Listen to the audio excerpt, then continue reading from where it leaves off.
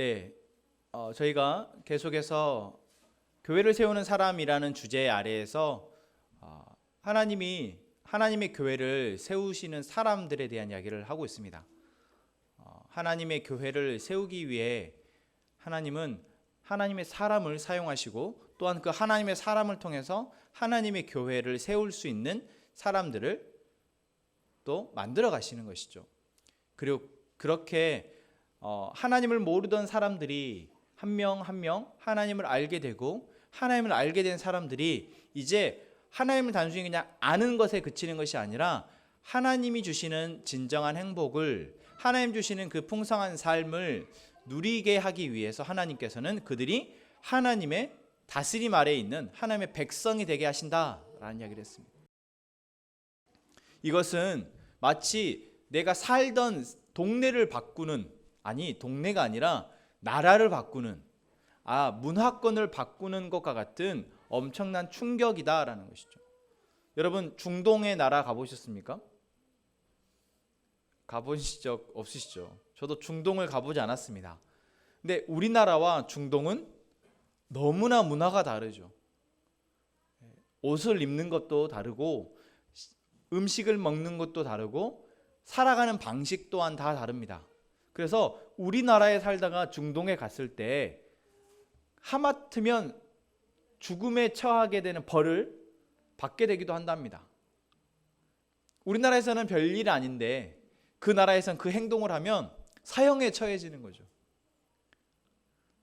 정말 조심해야 되지 않겠습니까? 우리가 그래도 큰 나라에서 살다가 또 다른 나라로 갈 때도 이렇게 내가 그 나라에 적응하고 그 나라에서 잘 살기 위해서 내가 배우고 익히고 익숙해져야 하듯, 하나님께서는 죄 가운데에서 하나님을 모르고 나의 욕심 가운데 살던 우리, 그냥 세상 사람들이 살던 방식대로, 근데 그 방식이라는 것이 모든 사람들을 고통스럽게 하는 방식이다라는 거예요. 그런 방식에 살고 있던 우리를 건져내셔서 그곳에서부터 빼내셔서 이제 하나님의 방식대로, 하나님의 가치대로 하나님이 주시는 그 사랑을 누리며 살아가도록 하기 위해서 우리에게 무엇을 하신다는 것입니까? 그것에 적응할 수 있도록 우리를 훈련하신다라는 겁니다. 지난 시간에 저희가 그 이야기를 좀 나눴습니다. 기억나시죠? 이스라엘 백성들이 홍해를 건너고 나서 정말 이제 그 광야라는 척박한 환경 가운데에서 그들이 살아가야 할 때 하나님께서는 그들에게 하나님만이 유일한 공급자 되신다는 것을 그들이 몸으로 느끼게 하셨다라는 거예요. 그 전까지는 자기들이 애굽이라는 나라에서 종살이를 하면서 배급 주던 그런 음식을 먹던 이스라엘 백성들이 이제는 하나님이 주시는 것만 먹을 수 있는 그런 광야라는 환경 가운데 던져졌을 때 그들은 어쩔 수 없이 자기들도 의도치 않게 하나님이 주시는 것만 매일매일 먹게 되었다라는 것입니다. 그리고 하나님께서는 그냥 단순히 주시는 것이 아니라 그것을 통해서 하나님이 반드시 약속하시는 것은 그대로 이루신다라는 것을 그들은 느끼게 되었습니다. 왜 그렇습니까? 만나라는 것을 주실 때 매일 먹을 만큼만 주겠다. 그래서 하루치 이상을 너희가 거둬들인 사람은 그게 하루가 지나면 썩어서 없어져 버리는 거예요. 그렇게 하루치만 음식을 거둬서 먹고 여섯째 날에는 이틀치를 주겠다. 다른 날에는 하루 지나면 다 썩어버리던 음식이 여섯째 날에는 이틀이 돼도 안 썩는 겁니다. 그들이 그러한 경험을 매일 반복을 하고 매주 반복을 하고 그게 1년, 2년, 40년의 시간 동안 그들이 그런 것을 반복하면서 무엇을 알게 됩니까? 하나님은 하시는 것은, 약속하신 것은 반드시 그대로 이루신다라는 것을. 그래서 그들이 그 전까지 하나님을 알기 전, 하나님의 다스림 아래에 있기 전에는 세상의 방법으로, 자기의 방법으로, 자기의 생각으로 이렇게 하면 살 수 있을 거야, 이렇게 하면 더 잘 살 거야, 이렇게 하면 더 행복할 거야 라고 생각하며 살아가던 사람들이 이제는 하나님이 약속하신 것이 나에게 가장 안전하고 가장 진짜 행복을 줄 수 있는 유일한 방법이구나라는 것을 그들이 몸으로 깨닫게 되었다라는 것이죠. 그렇게 그들이 하루하루 광야의 시간을 건너가는 동안 여러분 중요한 우리가 사실이 있는데, 제가 그 전에도 계속해서 말씀드렸던 것처럼 그들에 대해서 하나님은 절대 책망하지 않으셨다라는 거예요. 이스라엘 백성들이 애굽에서 나와서 홍해 앞에 나왔을 때 하나님이 그들에게 홍해 앞에서 모세를 원망하고 하나님을 원망하는 그들에게 아무 말씀하지 않으시고 그저 홍해를 여셔서 그들을 건너가게 하셨고, 또한 물이 없다고 모세를 원망하고 하나님을 원망하는 이스라엘 백성들을 향해 아무 말 없이 그저 모세를 통해서 그들에게 마실 수 있는 물을 주셨고, 배가 고파서 차라리 애굽에서 죽게 놔두지 데리고 나와서 죽긴다고 원망하는 그들을 향해서 하나님은 아무 말 없이 만나를 내려주셔서, 그 이후에도 여러 번에 걸쳐서 그들은 하나님을 경험하면서도 아직 어린아이와 같기 때문에 내가 매일매일 밥을 먹고 매일매일 누군가로부터 사랑을 받고 공급을 받고 있음에도 그들은 어린아이와 같아서 자기에게 조금만 어려운 일이 생기고 힘든 일이 생기면 또 모세를 원망하고 하나님을 원망하는 모습을 보일 때마다 하나님은 그들에게 아무 말 없이 그저 그들의 그 투정과 원망을 해결해 주셨다라는 겁니다. 여러분, 참 우리가 생각하는 하나님의 모습과 다르지 않습니까? 여러분들이 우리가 하나님에 대해서 생각할 때 오해하는 분들이 이렇게 오해하죠. 하나님은 참 무서우신 분이다. 하나님의 말씀을 안 지키면 다 죽인다. 우상 숭배하면 다 죽인다. 그리고 하나님 말 듣는 사람만, 하나님의 백성만 하나님한테 열심히 예배드리고 하나님 앞에 열심히 헌신하고 봉사하는 사람은 하나님 복 주신다라고 오해하는 사람들이 있습니다. 그러나 여러분, 성경을 보면 하나님은 그런 분이 아니십니다.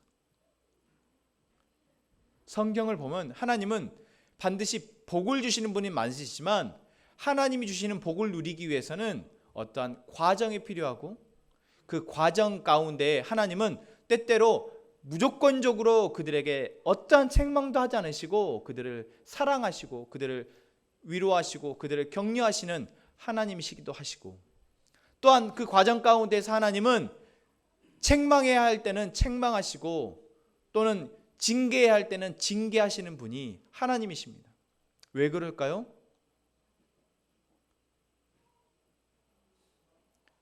그 과정 가운데에서 그들에게 복을 주시기 위해, 그들이 복을 누리도록 하시기 위해서 그것이 필요하기 때문입니다. 어린아이에게 징계해봐야 소용없습니다. 저희는 그걸 매번 느낍니다. 우리 하리를 징계하고 소리쳐봐야 우리 입만 아프고 우리 속만 상하지, 아무리 저 아이에게 혼을 내도 소용없어요. 금방 잊어버립니다. 왜요? 3살 아이이기 때문입니다. 그럼 우리 하람이는 8살만 돼도 혼을 내면 내가 지금 잘못했구나 라는 걸 깨닫고 그래도 안 하려고 한다라는 거예요. 물론 그래도 합니다. 8살밖에 안 되기 때문에. 내 몸에가 아직 익지 않았기 때문에 내가 무엇이 옳고 그른지를 내가 머리로 이해한 게 아니라 엄마가 그거 틀렸어, 잘못됐어 라고 말하니까 이거 잘못됐는가 보다 하고 그냥 엄마의 말 때문에 인식하는 수준이라서 아직 여전히 자기가 무엇을 해야 행복하고 자기가 무엇을 해야 안전하고 무엇을 해야 유익한지를 제대로 판단할 수 없는 나이입니다. 그런데 20살이 되고 30살이 됐는데도 아직도 그 사람이 내게 무엇이 유익한지를 몰라서 자기 몸에 해로운 것을 계속하고 자기도 남도 함께 해치는 그러한 행동들을 계속한다면 여러분, 그 사람에게는 우리가 무엇을 해야 합니까? 책망을 하고 징계를 합니다. 무엇을 통해서요? 법을 통해서요.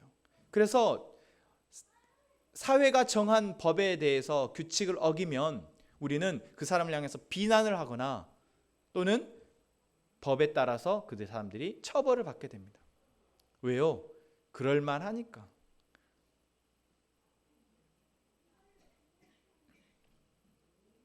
하나님도 그렇습니다. 하나님이 무조건적으로 사랑하실 때와 하나님이 책망하시고 징계하실 때 하나님이 다르신 것이 아니라 그들에게 그것이 필요하기 때문에 하나님은 무조건적으로 용서하시고 품어주시고 사랑해 주시기도 하시고, 때론 하나님이 그들을 향해 책망의 말씀을 주시고 그들로 하여금 그것도 깨닫지 못할 때는 그들로 하여금 징계하시며 그들이 몸으로 고통을 통해서 깨닫게도 하신다라는 것입니다. 그러나 이 모든 것은 무엇 때문입니까?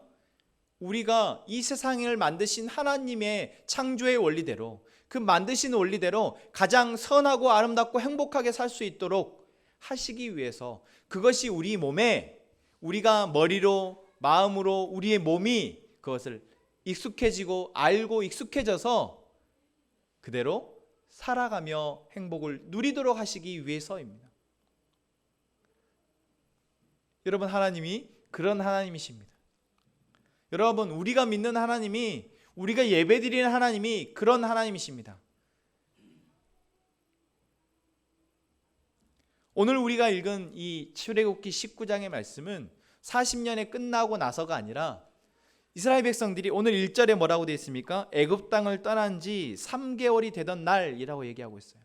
그러니까 애굽 땅에서 나와서 3개월 정도의 시간을 이제 광야를 지나왔습니다. 그 가운데 뭐도 있었습니까? 홍해를 건너는 사건도 있었고, 그 가운데 물이 없다고 막 아우성쳐서 하나님이 물을 주시고, 또한 하나님이 배고프다 하니까 만나를 내려주시고, 또 저녁에는 메추라기가 날아와서 고기도 먹고, 또 그 가운데에는 그들이 아말렉이라는 적들로부터 공격을 당할 때 아무 무기도 없고 싸워본 적도 없는 이스라엘 백성들을 하나님이 그저 하나님의 놀라운 능력으로 아말렉의 적군을 물리치시는 그러한 기적 또한 그들이 경험했습니다. 그렇게 그들은 조금씩 하나님이 공급하시는, 하나님이 다스리시는 그러한 경험을 그들은 하게 됩니다.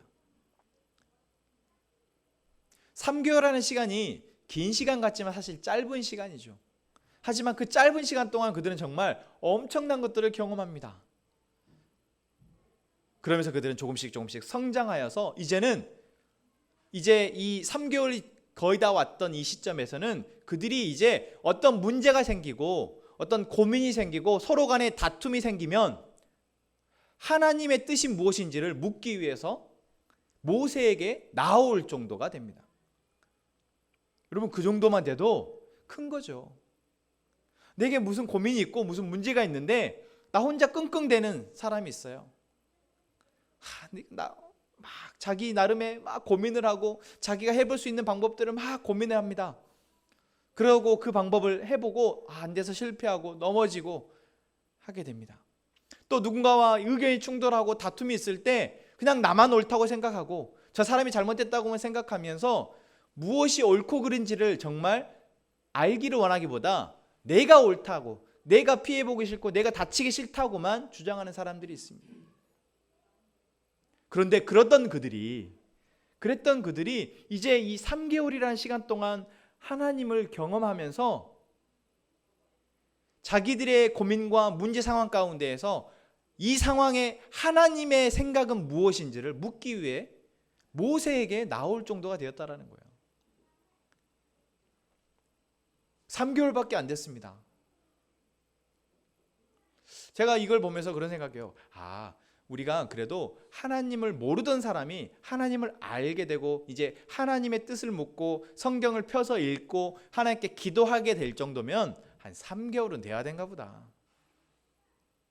근데 그 3개월도 이스라엘 백성들과 같이 광야의 훈련도 하고 뭐 또 해야 3개월인 거지.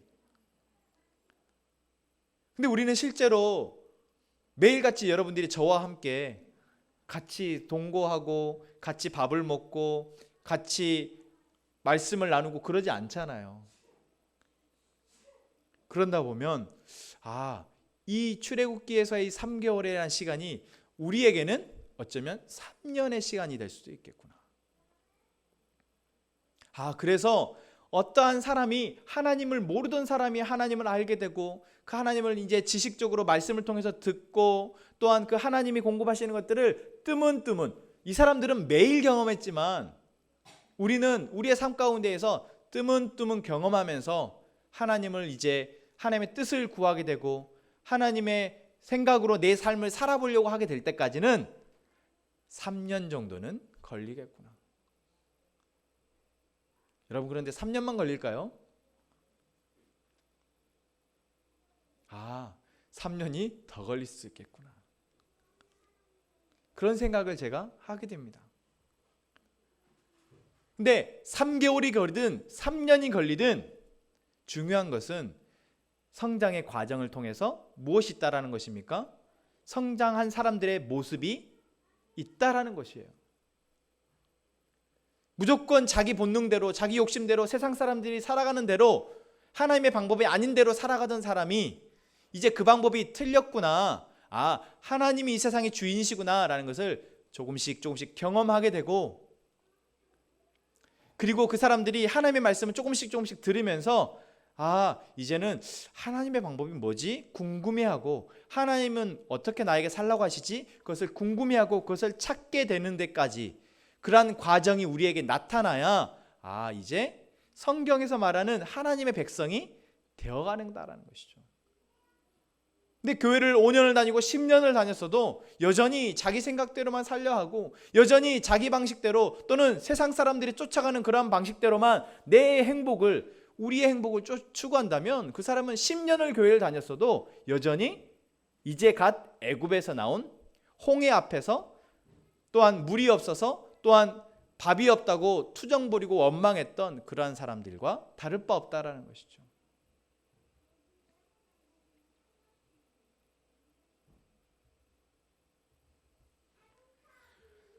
하나님은 분명한 계획을 가지고 이 세상을 만드셨습니다. 여러분, 그 사실을 믿으시기 바랍니다. 하나님은 그냥 심심해서 만드신 거 아니에요. 저희 아들이 종이접기를 정말 요즘 많이 하고 잘 접는데 놀랍거든요. 종이접기를 하면서 뭐 지갑도 만들고 종이접기로 상자까지 만들어요. 저는 깜짝 놀랍니다. 저는 그런 걸 못하기 때문에. 그런데 심심해서 만들거든요. 심심해서 그냥 본능적으로 충동적으로 만들어요. 만들어 놓고 하루만 지나면 잊어버립니다. 좀 정성 들여서 만들고 자기가 정말 잘 만들었다 생각하는 거는 더 갖고 놀긴 하지만 만들어 놓고 그냥 방치해요. 그래서 어디 굴러다녀요. 그러다 보면 이제 쓰레기통에 들어갑니다. 왜요? 내가 왜 이것을 만들고 이것을 통해서 무엇을 할지에 대한 계획이 없기 때문이죠. 그냥 심심해서 만들었으니까. 그런데 여러분, 하나님은 이 세상을 심심해서 그냥 만드신 것이 아니라 이 세상을 만드실 때부터 하나님이 철저한 계획을 가지시고 우리 한 사람 한 사람을 만드실 때부터 계획을 가지시고 목적한 바에 따라서 만드셨다라는 거예요.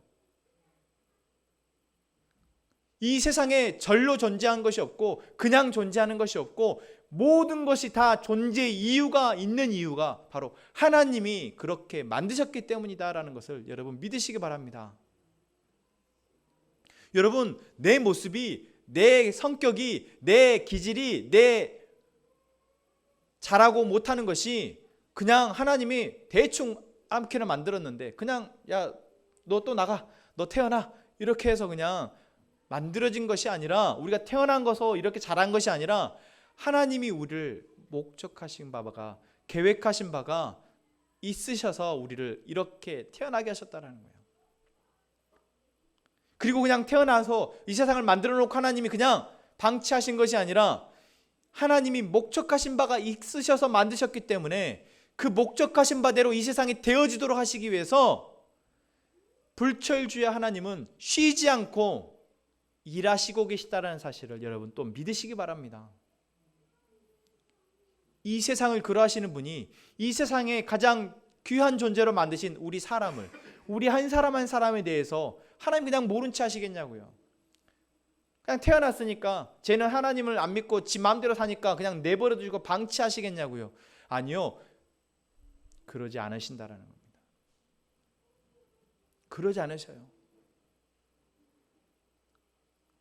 하나님이 정말 이 성경에 나온 것처럼 모세에게, 이스라엘 백성들에게 나타난 기적처럼 정말 놀라운, 눈에 보이는 기적과 같은 일들로 이 땅 가운데서 일하지 않으시니까 우리가 하나님이 그냥 방치하시나 보다라고 착각하는 거지. 하나님은 이 시대에 일하셨던 것처럼 지금 2019년에도 동일하게 일하시고 계시다는 사실을 여러분 믿으시기 바랍니다. 근데 그 방법이 달라요. 이때는 모세라는 사람을 통해서 이스라엘 백성들을 구원하셨다면 지금 우리는 모세보다 더 뛰어나신 예수 그리스도의 십자가의 죽으심과 부활하심을 통해서 그분이 말씀하셨던 그 하나님 나라의 가르침을 통해서 그 가르침을 들은 제자들과 수많은 사람들을 통해서 그 말씀을 입에서 입으로, 말씀에서 말씀으로 전달케 하셔서 지금은 이 말씀이 우리에게 하나님이 일하시는 창구가 되고 있다는 것입니다.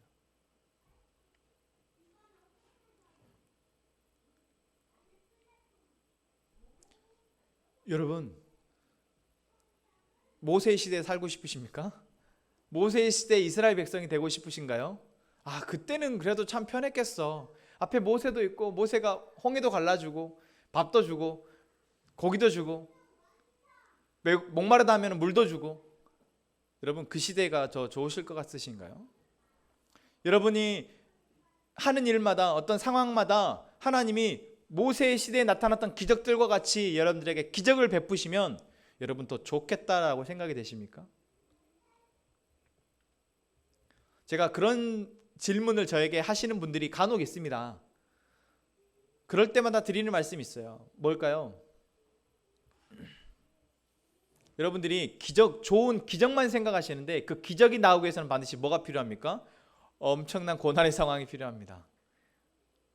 말도 안 되는 상황들이 필요하고, 그 말도 안 되는 상황 가운데 이 말도 안 되는 사람들을 하나님께서 만지셔야 하니까, 그들에게 하나님을 보여주셔야 하니까 이런 기적이 나타나는 겁니다. 여러분들이 만약에 이러한 성경에 나오는 기적과 같은 기적이 여러분들에게 나타나기를 원하신다면 여러분은 이 말도 안 되는 고통의 상황에 여러분들이 처하셔야 되고, 그 고통의 상황 가운데서 여러분들이 꿋꿋하게 그래도 하나님 앞에 부르짖어야 돼요. 실제로 지금 2019년에도 이러한 기적들이, 눈에 보여지는 기적들을 경험하는 나라와 경험하는 사람들이 있습니다.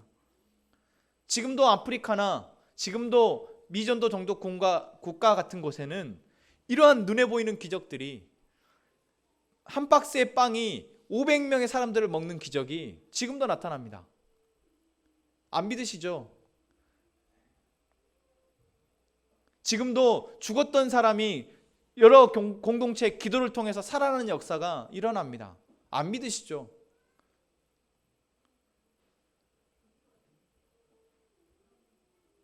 하나님은 그 상황에 맞게 일하시는 분이시고, 하나님이 일하시는 것을 쉬는 적은 한 번도 없으시다는 사실을 여러분 믿으시기 바랍니다.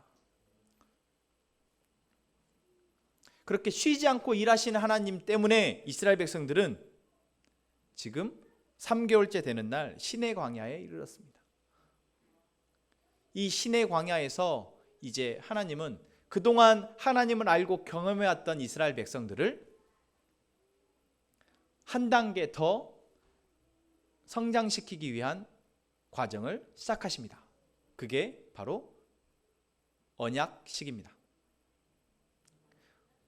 언약식이란 말이 우리는 익숙치 않으니까 계약식, 계약 체결, 계약 조인식 이런.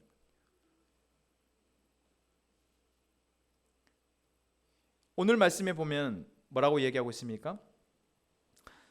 3절 말씀에 모세가 하나님 앞에 올라가니, 이것은 모세가 하나님을 처음 만났던 그 하나님의 산, 호렙산, 그 신의 산에 올라가는 모세의 모습입니다. 그랬을 때 하나님이 모세를 불러서 이렇게 말씀하십니다. 4절 말씀 우리 같이 한번 읽겠습니다. 4절, 5절, 6절 시작. 내가 애굽 사람에게 어떻게 행하였음과 내가 어떻게 독수리 날개로 너희를 업어 내게로 인도하였음을 너희가 보았느니라. 세계가 다 내게 속하였나니 너희가 내 말을 잘 듣고 내 언약을 지키면 너희는 모든 민족 중에서 내 소유가 되겠고 너희가 내게 대하여 제사장 나라가 되며 거룩한 백성이 되리라. 너는 이 말을 이스라엘 자손에게 전할지니라. 아멘. 자, 지금까지 하나님께서 이렇게 말씀하지 않으셨죠. 그런데 이제 와서 3개월째 되는 날 이 말씀을 하십니다. 그 전까지는 야, 내가 너희들한테 지금 해준 게 얼마고 내가 너희들한테 어떻게 했고 이런 이야기를 한 번도 하지 않으셨어요. 그저 그들이 원망하고 불평할 때마다 그 문제를 해결해 주셨습니다. 그런데 3개월 되는 날 시내산에 도착해서 하나님이 이 말씀을 하십니다. 이것은 3개월이 됐기 때문이 아니라 그들이 이 이야기를 들을 때가 되었기 때문입니다. 그들이 이 이야기를 듣고 맞아, 하나님이 그러셨지. 맞아, 하나님이 우리에게 애굽에서 그랬었지. 지난 3개월 동안 하나님이 우리에게 이렇게 공급하시고 우리를 보호하셨지.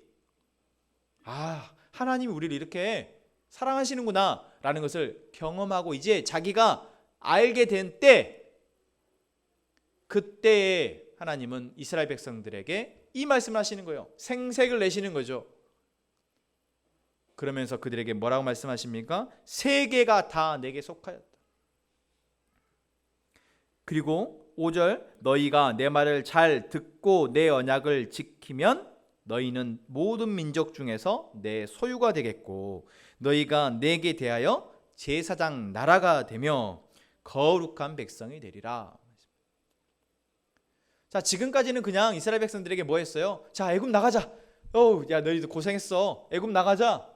애굽에서 더 이상 살지 말고 이제 나가자. 내가 너희들에게 약속한 땅이 있어. 좋은 땅에 데려가줄게. 너희들이 이제부터 행복할 거야. 그렇게 말씀하셔서 데리고 나오셨고 그들이 행복할 거라 생각했는데 행복한 삶이 안 됐을 때 불평할 때마다 괜찮아. 내가 이거 해줄게. 이거 해줄게. 이것도 먹고 이것도 먹고 내가 보호해 줄게. 이러한 것들을 하나님께서 하셨죠. 그런데 이제 하나님께서는 이들에게 조건을 말씀하십니다. 하나님께서 말씀하신 조건은 무엇입니까? 먼저 그들에게 내 말을 잘 듣고 내 언약을 지키면이라는 단서를 답니다.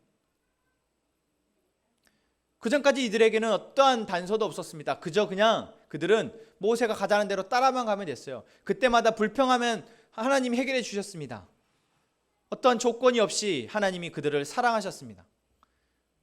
그런데 이제는 하나님이 조건을 달고 그 조건에 너희들이 합하면 그 계약을 약속을 지키면 너희를 모든 민족 중에서 내 소유가 되게 하겠다라고 말씀하십니다. 이제 이들에게 내 소유가 되게 하겠다라고 약속하시는 거예요. 지금까지 사실 하나님이 이들을 사랑하지 않으신 게 아니고 이들을 하나님의 백성이 아니라고 말씀하신 것이 아닙니다. 하나님이 이들이 하나님의 백성이었고 하나님의 소유였기 때문에 아니더라도 하나님이 사랑하신 걸 보면 얘들 하나님이 정말 사랑하시는가 보다. 하나님이 이 백성, 이 이스라엘 민족을 정말 사랑하시나 보다 라고 생각했을 겁니다. 실제로 광야의 시간 동안 이스라엘 백성들에게 하셨던 일들을 보고 주변에 있는 나라들이 다 저 민족의 신은 대단한가 봐.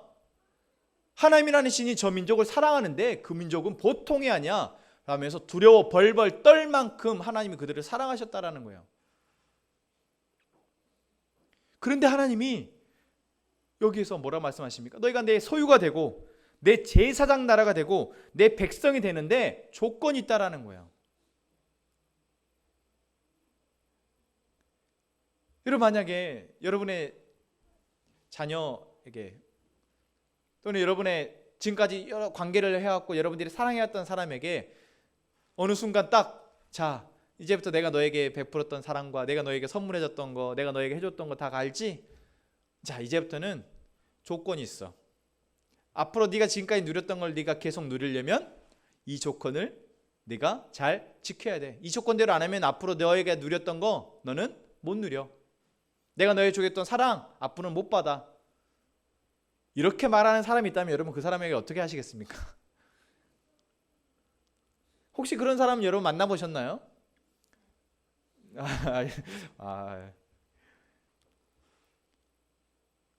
그렇다면 우리가 뭐라 생각할까요? 이 사람 역시 꿍꿍이가 있었구만. 꿍꿍이가 있었어. 보통 사기꾼들이 이렇게 막 한없이 퍼주다가 막 언제까지 줄 것처럼 하다가 순간 돌변해서, 자, 이제부터 이걸 해야지만 당신이 됩니다 라고 돌변하는 경우가 있잖아요. 마치 하나님의 모습이 혹시 그렇게 보여질 수도 있습니다. 여러분, 우리가 하나님을 처음 만났을 때요, 우리가 하나님을 처음 알게 되고 막 이제 하나님이 나에게 이거 진짜 하나님이 나에게 이렇게 해주셨구나, 야, 하나님이 참 이런 분이시구나 하고 내가 좋은 기억, 좋은 감정, 좋은 경험들을 막 하면서 야, 하나님 믿기 참 잘했어 라고 생각이 들었는데, 어느 순간 내게 닥쳐진 일 가운데 뭐야, 이거 내가 하나님 믿는데 왜 이런 일이 생기지? 그리고 교회에서 말씀을 통해서 이제 하나님 믿으니까 여러분, 하나님을 사랑하셔야 됩니다. 하나님을 사랑하는 것이 무엇입니까? 여러분, 예배를 드리는 겁니다. 예배를 빠지시면 안 됩니다. 예배를 빠지는 것은 하나님을 무시하는 겁니다. 하나님의 사랑을 하지 않는 겁니다. 여러분, 이제 하나님을 아시니까 이제 여러분 11조를 하셔야 됩니다. 하나님을 사랑하는 것은 하나님의 사랑을 내가 받고 있다라는 것을 알기 위해서, 그것을 표현하기 위해서 내가 하나님 앞에 예물을 드리는 겁니다. 그런 말을 들으면 이제 그때부터 역시 교회는 돈만 내라 그래. 역시 교회는 이렇게 반응하는 사람들이 있다라는 거예요. 자기가 지금까지 누려왔고 자기가 지금 속한 하나님 안에서 하나님의 백성이 되어서 누리는 은혜들은 생각하지 않고, 그리고 앞으로 누리게 될 은혜들은 생각하지 않고, 이제 하나님의 말씀 가운데 그냥 좋기만 하다가 어떤 것이 하나씩 걸리기 시작하는 거예요. 내 마음에 이웃을 사랑하라고 하니까, 여러분 말이 나왔으니까 함께 행복한 선물을 누구에게 주실지 고민하시고 지금 하고 계신가요? 저도 아직 그 결정을 확실하게 하지는 못했어요. 누군가를 사랑하라고 하는 건 이게 나 사기도 바쁜데 누구를 선물해 주래. 그냥 나 하라고 그러면 돼. 나 주지 뭐. 개이 나왔네.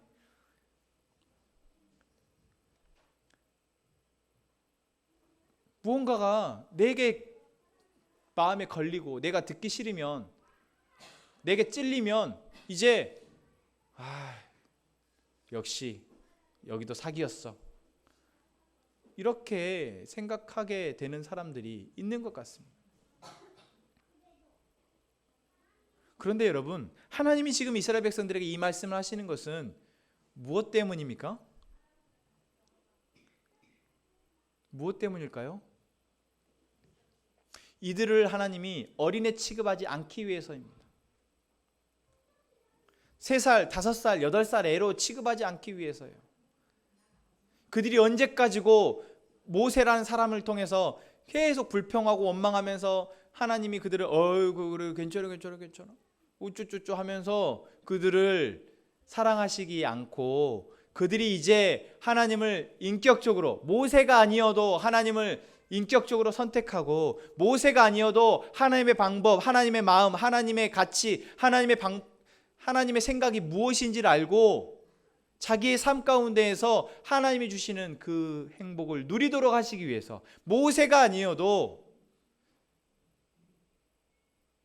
자기 스스로 하나님의 백성으로 우뚝 서서 자기뿐만 아니라 자기 옆에 있는 사람들에게도 하나님의 사랑을, 하나님의 행복을 나눠줄 수 있는 그러한 놀라운 사람이 되도록 하시기 위해서 지금 하나님은 이 약속을 하자라고 말씀하시는 겁니다.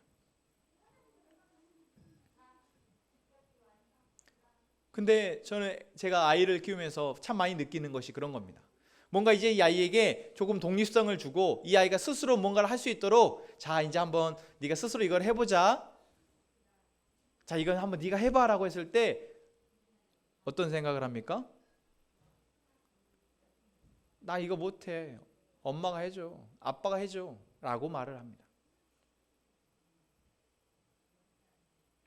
그래서 계속 해주다 보면 그 사람은 어떻게 돼요?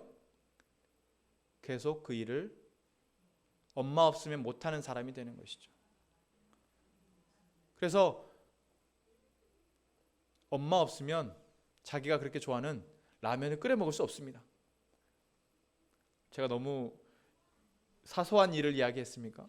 사소한 게 아니라 여러분, 저희 아들이 라면을 좋아하는데 지금은 엄마가 있어야지만 라면을 먹을 수 있어요. 그래서 엄마한테 사정사정에 한 달에 한 번 끓여주거든요. 그런데 자기가 그것을 스스로 할 수 있게 되면, 어렵겠죠 처음에는. 하지만 스스로 할 수 있게 되면 이제 언제고 자기가 먹고 싶을 때 먹을 수 있게 되는 겁니다. 제가 너무 이 불량식품에 비유를 해서 여러분들이 조금 하나님의 약속이 오해될 수도 있겠지만, 여러분, 하나님이 이 세상을 살아가는 가장 안전하고 가장 행복한 방법을 우리에게 다른 사람을 통해서가 아니라 우리가 스스로 그것을 알고 그렇게 살아가도록 하시기 위해서 지금 약속하신다. 이제 너가 그럴만해, 너가 그럴 수 있어 라고 우리를 뭐 하시는 거예요? 이 백성들을 높게 평가해 주시는 겁니다. 이제 컸다고 인정해 주시는 거예요. 그런데 이런 하나님의 마음을 모르고, 하나님이 나한테 이제 짐을 지우려 한다고, 하나님이 나한테 짐을 지우려 한다고 이렇게 생각하면 하나님의 마음이 안타깝죠. 나를 사랑하기 싫어서 이제 이런가 보다, 이제 뭔가 의무를 지워서 나에게 뭘 해주면 대가로 하나님이 나를 사랑해 주려 하나 보다, 이렇게 오해하면 하나님이 너무 마음이 아프죠. 아니요, 하나님은 얘들이 이렇게 약속 안 해도 어차피 사랑하실 겁니다. 하나님은 사랑하실 텐데 이들이 이전에, 약속하기 전에 모세에게 맨날 원망하고 불평하면서 하나님의 사랑을 찔끔찔끔 수동적으로 누렸던 그 하나님의 사랑을 이제는 하나님이 능동적으로 그들이 찾으면 찾는 대로, 그들이 살면 사는 대로 주시기 위해서 이 약속을 하신다라는 거예요.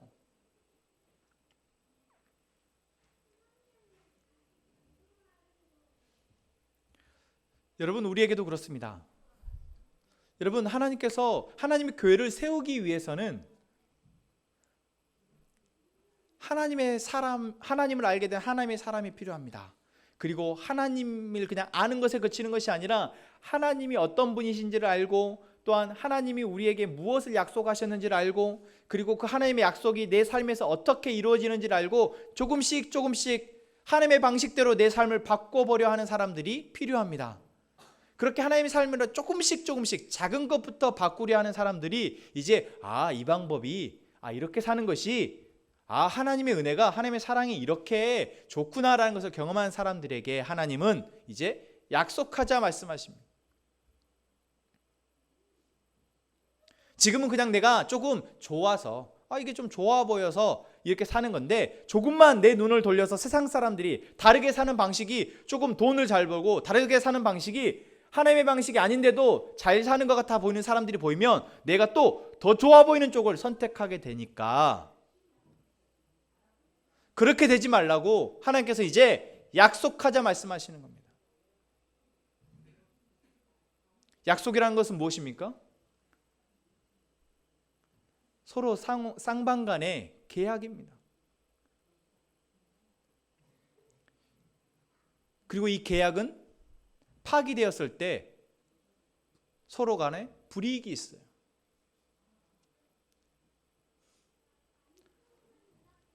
계약을 안 맺어도 하나님은 사랑하시지만 이들이 이제는 다 컸기 때문에, 다 크진 않았죠.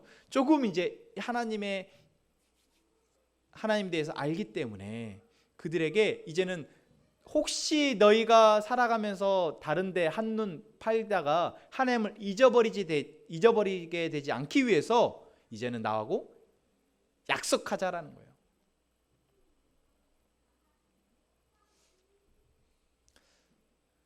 여러분, 하나님과 약속하는 저희가 되기를 원합니다. 하나님과 약속하는 사람, 다시 말하면 내가 이제 하나님 외에 한눈 팔지 않겠습니다. 저희가 오늘 고백했던 찬양들이 다 그런 찬양입니다. 내 유일한 고백이 하나님이십니다. 내 유일한 소망이 하나님이십니다. 비록 내 삶의 모습 가운데 그러지 못할 때가 간혹 있지만 그래도 내가 내 유일한 고백이 하나님이라고 생각하고 살겠습니다. 이것이 바로 우리 안에 있어야 할 약속입니다. 조금 어려운 상황이 생기고 내가 조금 세상 가운데서 흔들리게 되는 상황이 생겨도 그래도 나 약속했었지.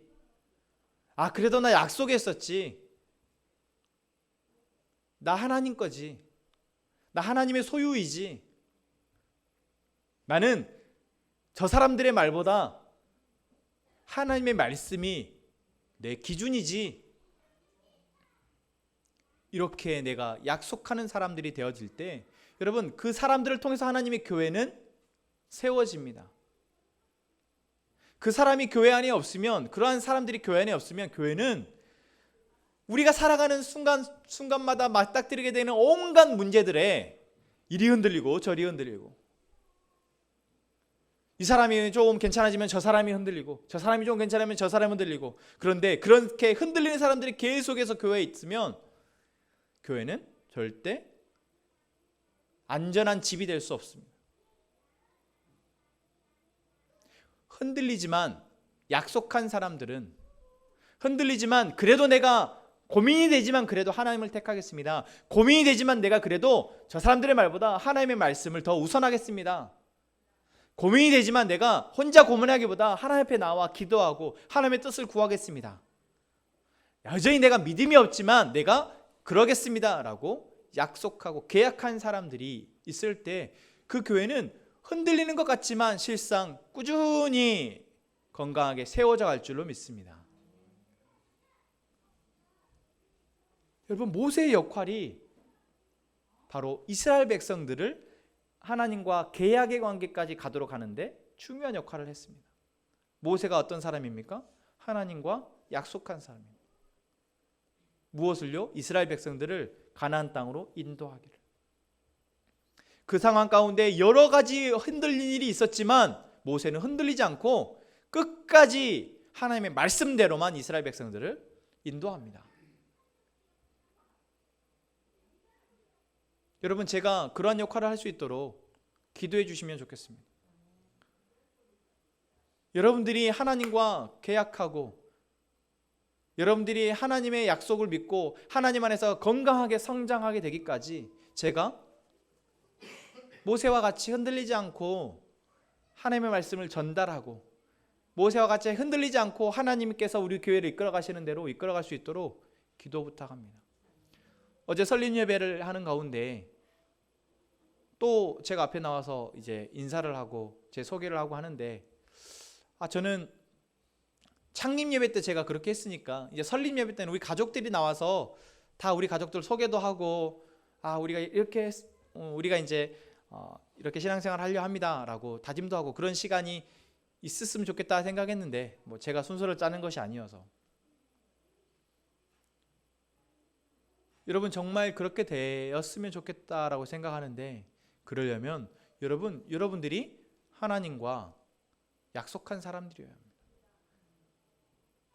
내가 이제 앞으로 어떻게 살겠다라는 것이 확실하게 결정된 사람이어야 합니다. 그 사는 방법이 오직 하나님의 방법이다라고 내가 선택한 사람이어야 합니다. 여러분, 우리가 하멘 가족으로 함께 하겠다고 서약하고 우리가 하는 시간들을 가졌었습니다. 올해 초에. 내년에 다시 재갱신을 할 겁니다.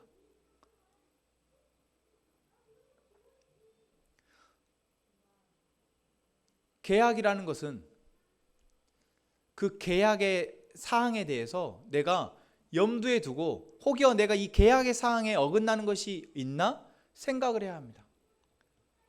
그런데 계약만 해놓고 오늘 이스라엘 백성들이 그러죠. 오늘 이스라엘 백성들이 이렇게 하나님의 말씀을 듣고 하나님의 말씀대로 살겠습니다라고 약속을 합니다. 출애굽기 저희 여기서는 그런 약속의 장면이 나오지 않지만 출애굽기 34장에 보면 이제 서로 피를 뿌린단 말이에요. 그렇게 약속을 한단 말이죠. 그런데 이스라엘 백성들 어떻게 합니까? 또 무너집니다. 또 하나님을 배신합니다. 그게 이스라엘 백성들의 역사죠. 그러면서 우리도 맞아, 사람은 결국 약속을 못 지켜. 에이, 우리가 어떻게, 우린 다 죄인이지 뭐. 여러분 그렇게 생각하는 것이 맞을까요? 아니죠. 여러분 그들이 그렇게 하나님의 약속을 어겼기 때문에, 잃어버렸기 때문에 살았던 그 비참한 삶을 보십시오. 그 비참한 삶을 보세요. 그런데 그 중에 하나님의 약속을 잃지 않고 하나님을 선택한 소수의 사람들이 살았던 놀라운 삶을 우리는 보셔야 됩니다. 대다수의 사람들은 하나님의 약속을 잊어버렸습니다. 약속은 했지만 약속대로 못 살았습니다. 하지만 그 시대마다 소수의 사람들은 그 약속을 붙들었기 때문에 놀라운 일들을 해냅니다. 자기의 삶뿐만 아니라 자기 민족의 삶을 구원해내는 놀라운 일들을 하는 사람들이 바로 하나님의 약속을 기억하고 그 약속을 지켰던 사람들입니다.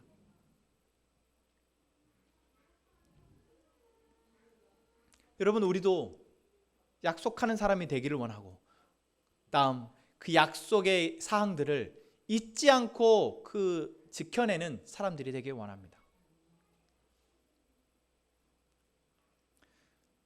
이스라엘 백성들이 약속할 때 무엇을 합니까? 양을 잡아서 피를 뿌려서 하나님과 이스라엘 백성들이 서로 피 뿌림을 합니다. 그래서 번제단에 피를 뿌리고 이스라엘 백성들을 향해서 피를 뿌립니다. 무엇입니까? 이 약속을 지키지 않으면 죽겠다라는 의미입니다. 목숨으로 이 약속을 지키겠다는 의미입니다. 여러분 우리가 하나님과 약속을 한다, 하나님과 계약을 맺는다 할 때 우리는 무엇으로 계약할 수 있습니까? 여러분 지금부터 혈서를 손가락을 다 이렇게 그 영화 같은 데 보면 나오잖아요. 딱 해서 이렇게 그렇게 합니까? 그렇게 하면 여러분 약속을 지키실 수 있으시겠습니까? 아니요. 우리는 그럴 수 없습니다. 그래서 하나님이 뭐 하셨습니까? 예수님을 우리에게 선물로 보내신 겁니다. 예수님을 이 땅에 보내시고 예수님을 십자가에 죽게 하시면서 그 십자가의 피를 통해서 우리가 하나님과 계약하도록 하셨습니다. 여러분 그래서 예수님의 존재는 어마어마한 존재입니다. 내가 내 손가락을 깨물고 내 단지라고 하죠. 손가락을 잘라서 약속을 한다 한들 우리가 하나님의 말씀대로 산다겠다고 한 것을 지키기가 너무 어려운데 그것을 아시는 하나님께서는 우리에게 예수 그리스도를 통해서 우리와 하나님과 약속하게 하시고 우리가 혹여 그렇게 약속을 지키지 못할 때마다 예수 그리스도의 십자가의 보혈의 피로 우리를 용서하시고 다시 하나님과 약속하실 수 있도록 영원히 재갱신되는, 계속해서 재갱신되는 새로워지는 그러한 계약을 우리에게 허락하셨다라는 것입니다. 여러분 성탄절이 다가오는데 저는 성탄절이 사실 기뻤던 적이 별로 없습니다. 그냥 즐거운 연휴이죠. 지금 우리 시대가 그렇습니다. 그러나 예수님이 오신 것은 우리와 하나님을 연결하시기 위해서 영원히 재갱신되는 그 언약을 맺도록 하시기 위해서 죽으시기 위해서 이 땅에 오셨다라는 거예요. 그렇기에 우리가 그 마음으로 우리가 그분의 오심을 기뻐하고 감사하고 또한 그분의 우리에게 오심의 그 사랑에 감사하여 우리가 서로 사랑할 수 있는 그런 공동체 되기를 원합니다. 아멘. 우리 함께 찬양합시다.